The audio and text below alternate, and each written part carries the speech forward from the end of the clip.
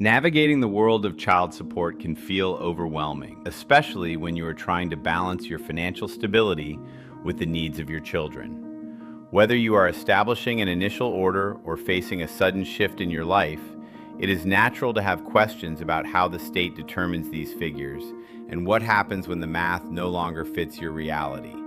In Kansas, the process is governed by specific, standardized guidelines designed to ensure that children receive adequate financial support based on a combination of various factors, including but not limited to the combined incomes of both parents, insurance costs, and parenting time. Understanding how these rules and factors intertwine is the first step toward achieving a fair outcome for your family. In Kansas, child support isn't a guessing game. Rather, child support is calculated using the Kansas Child Support Guidelines, which are designed to create consistency and fairness across cases. The starting point is the combined gross income of both parents, not just one, and that total helps determine a basic child support obligation. The guidelines then allocate the support obligation proportionally, meaning each parent's share is based on their percentage of the combined income. Calculations also take into account certain monthly expenses for the child.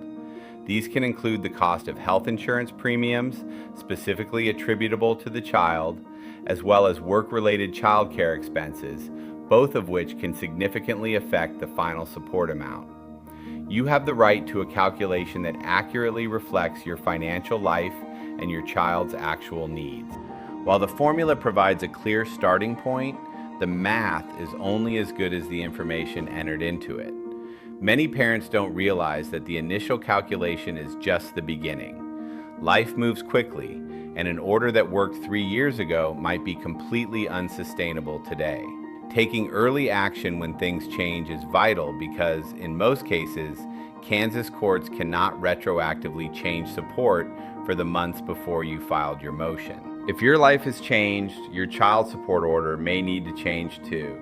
But it is critical to remember that your support order won't automatically change just because your life does.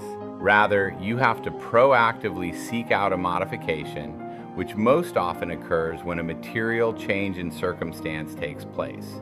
That can include things like a significant change in income, a change in parenting time, job loss, or new expenses for the child.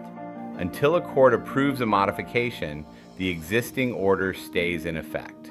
If your situation has changed, it's important to understand what does and doesn't qualify as a material change under Kansas law. The challenge many face is that the simple child support worksheet can become complicated very quickly. Issues like self-employment income, shared parenting time adjustments, or a parent's failure to disclose their true earnings can lead to errors that impact your family for months or years.